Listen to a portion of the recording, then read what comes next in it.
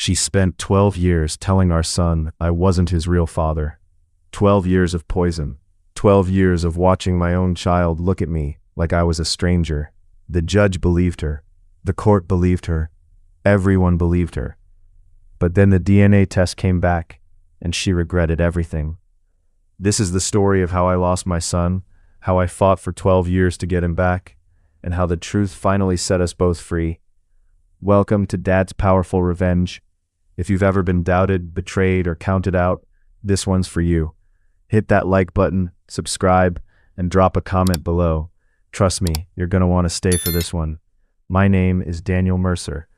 12 years ago, I had everything a man could want. A beautiful wife, a 5-year-old son who called me daddy, a home filled with laughter. I thought we were building something real. My son, Ethan, was my whole world. From the moment he was born, I was there. I changed his diapers. I sang him lullabies. I stayed up all night when he had fevers. I taught him how to ride a bike. I was at every parent-teacher conference, every soccer game, every school play. I was his father, not because of some piece of paper, because I showed up every single day. The day he was born, I held him in my arms and promised I would never let anything hurt him. I made a vow to protect him, to guide him, to be there no matter what. I meant every word. But I didn't know that the person I had to protect him from was his own mother.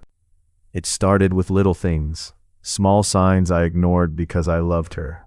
The distance in her eyes, the way she'd pull away when I tried to hold her hand, the late nights at work, the phone calls she'd step outside to take. I told myself it was stress. I told myself she was just going through something. I told myself all the things that men tell themselves when they don't want to see the truth. But then one night, everything changed. I came home early from a business trip. I wanted to surprise her. Instead, I was the one who got surprised. She was sitting at the kitchen table, suitcases packed, a manila envelope on the counter. I knew before she even spoke. I could see it in her eyes, the guilt, the shame, and something else, something I didn't recognize until later. "We need to talk," she said. 4 words that change everything. 4 words that end a marriage. She told me she wanted a divorce. She told me she'd met someone else. She told me she didn't love me anymore. But that wasn't the worst part. The worst part came next. She looked at me with cold, dead eyes and said the words that would haunt me for the next 12 years. "He's not your son." I laughed. I actually laughed. I thought she was joking. How could he not be mine? I was there. I raised him. I loved him. I was his father. I cheated on you. Before we got married, I was already pregnant when we met. You were just convenient. You had a good job, a stable life. You were the safe choice, someone who would take care of me, someone who would never leave. You were a fool, Daniel, and you stayed a fool for 5 years. The room started spinning. I couldn't breathe. I couldn't think. Everything I believed about my life, about my marriage, about my son, it was all a lie. She had built our entire relationship on a foundation of deception. I wasn't her husband. I was her plan, her backup, her insurance policy. The divorce came fast, too fast. She'd already hired the best lawyers. She'd already prepared the story she was going to tell the judge. And she told it perfectly. She told the judge I was abusive. She said I had anger issues. She claimed I was never around. She painted me as a monster, a deadbeat, a stranger to my own child. She said I was unfit. She said I was dangerous. She said I was nothing. And the judge believed her. I was given visitation. 1 weekend a month. That's all they gave me. That was my punishment for being a good man who trusted the wrong woman. That was my reward for loving a child that a court had decided wasn't really mine. I watched my son grow up from a distance. I watched him take his first steps toward becoming a man, and I wasn't there. I watched him learn to read, learn to write, learn to play sports, and I missed almost all of it. I paid $1,200 a month in child support. Every month, on time, never missed a payment. Because even if the court said he wasn't mine, Even if his mother said he wasn't mine, he was still my son. In my heart, he would always be my son. But I could only see him once a month, one weekend, 28 days of waiting, hoping, praying, for 2 days with my own child. 2 days of pretending everything was okay when it wasn't. 2 days of watching him look at me like I was a stranger because his mother had spent the rest of the month telling him I wasn't his real father. I could see it in his eyes. The confusion, the anger, the resentment. He was a little boy trying to understand why his father wasn't around, and his mother had given him the most cruel answer of all. Mommy said, "You're not my real dad." She said, "You're nobody." She said, "I don't have to listen to you." She said, "I don't have to love you." Those words broke me, not because they were true, but because my own son believed them. He had been fed poison for years, and I couldn't protect him. I couldn't save him. All I could do was show up every chance I got, and try to prove with my actions what she was trying to destroy with her words. I never gave up. I called him on his birthday. I sent him presents at Christmas. I wrote him letters that I wasn't sure he was even reading. I held on to hope when there was no reason to hope. Because that's what fathers do. We don't quit. We don't walk away. We fight. Even when it seems impossible. Even when the whole world is against us. But I could feel him slipping away. He was getting older. He was listening to his mother more. He was starting to believe the lies. And I was watching my son become a stranger to me. And there was nothing I could do to stop it.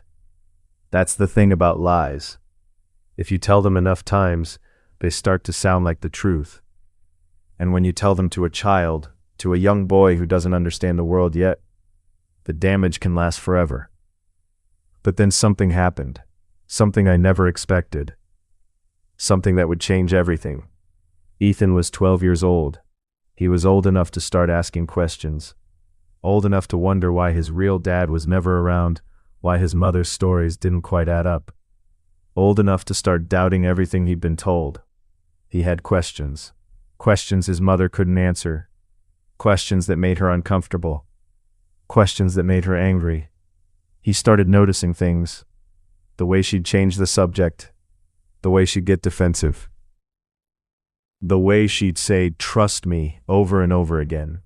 Children are smarter than we give them credit for. They see everything. They feel everything. Even when we try to hide it, even when we try to protect them, they know when something is wrong. And Ethan knew something wasn't right. One night he found a box of photos, old ones, photos from when he was little, photos of me holding him, playing with him, loving him, photos his mother had hidden away, photos that told a different story than the one she'd been telling him. He looked at those pictures and he wondered. He looked at my face, a face full of love and pride, and he wondered why his mother would lie about a man who looked at him like that. So Ethan did something brave. Something I don't think I could have done at his age. He went online, he ordered a DNA test, and he waited, and he waited. And when that test came back, it had an answer his mother had tried to bury for 12 years. The envelope came on a Thursday afternoon. Ethan opened it alone. No mother to control the narrative. No mother to hide the truth. Just him and the paper and the truth. 99.99% probability. Biological match. Confirmed. Daniel Mercer is the biological father of Ethan Mercer. He was my son. He had always been my son. His mother had lied. She had lied to him. She had lied to the court. She had lied to everyone. And he had spent 12 years believing he was a mistake, believing he was unwanted, believing he was unloved, when all along, the truth was sitting in a box in his mother's closet. That night, Ethan called me. First time in years he'd initiated contact. First time he called me Dad without hesitation. "Dad, I'm sorry. I'm so sorry. I didn't know. I didn't know you were my real dad. She lied to me. She lied to all of us. I'm sorry I didn't believe you. I'm sorry I pushed you away. I'm sorry for everything. 12 years of waiting. 12 years of hoping. 12 years of being treated like a stranger by my own son. And in that moment, it all made sense. Every letter I wrote, every call I made, every weekend I showed up, hoping he'd see the truth. It all came back in that phone call. I told him I loved him. I told him I never stopped loving him. I told him that none of this was his fault. I told him that his mother's lies were not his burden to carry. And I told him that I would spend the rest of my life making up for the years we lost. But I also told him something else. I told him that the truth is never really hidden. It might take time. It might take years, but eventually the truth always comes out. And when it does, the lies crumble, the schemes fall apart, and the ones who did wrong finally have to face what they've done. The next week, I walked into that courthouse, and I had something I didn't have 12 years ago. I had proof. I had DNA. I had the truth. I filed for full custody, and this time, the judge couldn't ignore the evidence. She couldn't hide behind lies. She couldn't play the victim. Ethan testified. His own mother had to sit in that courtroom and watch her son tell the judge what she'd done. 12 years of lies, 12 years of manipulation, 12 years of keeping a father away from his child. Judge, I believed my mother for 12 years because she was my mom. She was supposed to protect me. She was supposed to tell me the truth. Instead, she made me hate the only father I've ever known. She made me feel like I was a mistake, like I was unwanted. She made me believe I was nothing. The judge didn't hesitate. The custody was reversed. Ethan was officially placed in my full custody. The mother was given visitation, supervised visitation. The court also ruled that she had committed fraud. She had lied under oath. She had falsified information. She had been deceptive. The judge ordered that she pay back all the child support she had taken from me under false pretenses. 12 years of payments, $1,200 a month for 144 months. That's $172,800. She owed it all back, plus interest, plus attorney fees, plus something more important. She owed me my son back, and she couldn't give that back. She could never give that back, but she would spend the rest of her life paying for what she did. But here's the twist. Here's the part that makes this story truly unforgettable. After the trial was over, after everything had been decided, she wanted to talk to me. She asked to meet me, just once, just to say something she'd never said before. I lied about everything. There was no affair. There was no other man. Ethan was always yours. I knew it from the beginning. I stared at her for a long moment. I remembered 12 years of pain, 12 years of missing my son's childhood, 12 years of fighting to be seen, to be heard, to be believed. She said, I told you he wasn't yours because you wanted a divorce. I was trying to hurt you. I was trying to punish you. I wanted to make you suffer the way I was suffering. I was young. I was stupid. I was immature. And I said to her, do you have any idea what you did? Do you have any idea how much damage you caused? You didn't just hurt me. You hurt him. You made him feel unwanted, unloved, confused about his own identity. You took his father away from them for 12 years, and you did it out of spite. I know. I know. I regret it every single day. I've lived with this guilt for 12 years. I've tried to justify it to myself. I've tried to pretend I had a reason, but I didn't. I was just a broken person who broke everyone around me. And then I said the one thing she didn't expect, the one thing she thought would make me angry, would make me bitter, would make me hate her forever. I forgive you. She asked me how. She asked me how I could possibly forgive her after what she'd done. And I told her something that made her cry even harder. I forgive you not because you deserve it. I forgive you because holding on to that anger would only hurt me and Ethan.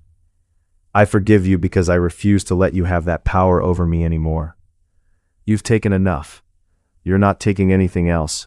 Not my peace, not my joy, not my relationship with my son. Those are mine now, and I will never let anyone take them from me again. She sat there, crying, alone. For the first time, I think she truly understood what she had lost.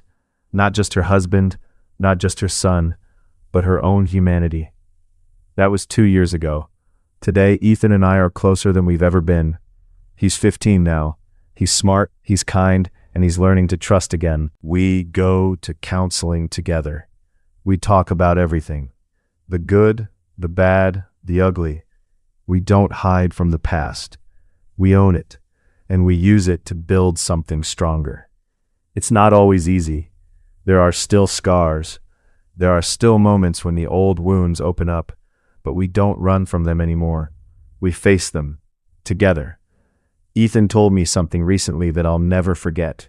He said, "Dad, you showed me what a real father looks like. You never gave up on me, even when I was trying to push you away, even when I was hurt and angry. You just kept showing up. You just kept loving me, and that's what matters." And I said to him, "Son, that's what fathers do. We don't quit. We don't walk away. We don't give up. Not on our children, not ever. Because being a father isn't about DNA. It's about showing up. It's about being there. It's about loving unconditionally, and I will never stop loving you." His mother still calls sometimes. She sends birthday cards. She tries to rebuild the relationship with him. Ethan is trying. He's a better person than I am. He's more forgiving. He's more compassionate. But I've moved on. I've found my peace. I don't need revenge. I don't need retribution. I have the only thing that matters. I have my son. If you're watching this and you've been wronged, if you've been doubted, if you've been counted out, remember this: the truth always comes out. It might take time, it might take years, but eventually the lies crumble, the schemes fall apart, and the ones who did wrong finally have to face what they've done. I waited 12 years for the truth, 12 years of pain, 12 years of doubt, 12 years of being seen as a stranger in my own son's life. But I never gave up. I never stopped fighting. I never stopped loving. This is Dad's powerful revenge. Our mission is to share stories that inspire, heal, and remind us that the truth will always win. If this story touched you, hit that like button and share it with someone who needs to hear it today.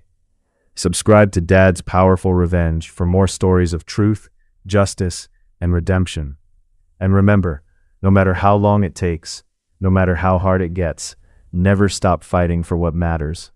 Never stop fighting for those you love, and never ever give up on the truth. I'm Daniel Mercer, and this is my story. Thanks for watching. Drop a comment below, share your story, let us know what you thought, and don't forget to subscribe and hit that bell for more powerful stories every week. This is Dad's Powerful Revenge. See you on the next one.